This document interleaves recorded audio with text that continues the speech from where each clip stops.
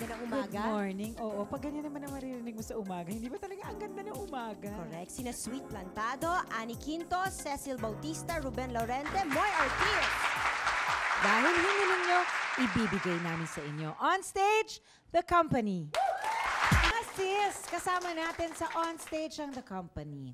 Sabi nyo, ilan sa mga naka-impluensya sa inyo? Nung nag-umpisa kayo was Manhattan Transfer, Bread, Swing Out Sisters.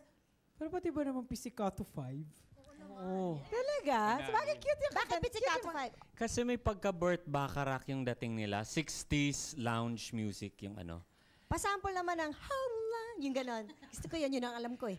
I'm smart about you. Ano yun? Happy sad, happy sad. No, plus the fact yung influence kami ng Pizzicato 5. Sa mga hindi nakakaalam po, yung Pizzicato 5 is a Japanese band. Oo nga eh.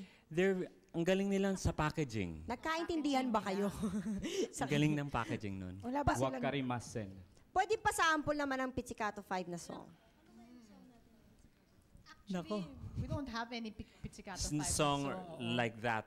Ay, We it's don't the sing any other sound, songs. Just the sound and the It's packaging. the sound and the packaging that na talagang na-impluensya kami nun. Bueno po, ngayon maririnig natin ang kanilang iba't ibang style sa pagkanta. Here's their first hit, ang multi-awarded single na Everlasting Love at Pag Nagkataon.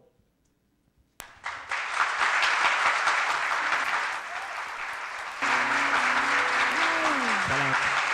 Talagang complete with voicing, no? Gano'n nyo katagal pag-aralan ng isang kanta? I mean, lahat ba kayo sabay-sabay nag-aaral ng kanta? Together, do you do it together or kanya-kanya Usually, yung aming modus operandi, MO, ibibigay yung pyesa sa kanila before the rehearsal and then kanya-kanyang aral yan, kanya-kanyang basahan ng pyesa. So that pagdating ng rehearsal day, wala na yung eto yung part mo, ta-na-na-na, wala nang ganon. You're expected to more or less know your piece na para walang wasting time. So to answer your question, if it's a pop song, an hour, siguro yung like this for now that I have you, siguro 45 minutes to an hour. Pero kung medyo classical o medyo mahirap, we need a week. A cappella, oo.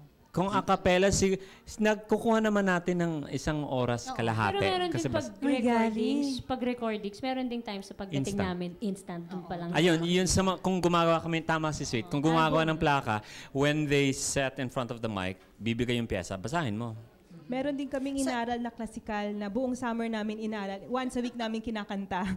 Kasi Bagal muna, yung pabilis. Mapabilis. Kasi mahirap yung classical. Sobrang hirap. Oh. So meron na kayong kanya-kanyang, ito for, sa kanyang melody, sa kanyang alto, sa kanyang ganon. Assignments na. Assignment. So alam nyo na, yun na forever ang role nyo. Forever. Yes. Pero kung minsan, like now, si Andre po, kasi 6 po kami si Andre nasa Amerika, saluan. Oo. Saluan kami ng using his note there, tapos using his solo.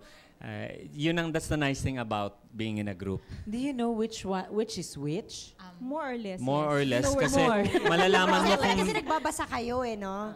Opo. Importante Babad talaga na rin sa nagbabasa tenga ng- namin kung sino yung soprano line, alto line. So, Malalaman mo rin kasi Mga tunog supply. bungi yung korde. Naririnig din namin parang bungi nga. Bungi. Minsan nga sabay-sabay kami pupunta sa note na yun Oo, na kulang. So nabungin na to naman. save the chord, lahat kami pupunta doon dahil bungi. Lalong bumungi dahil lahat kami doon pumunta.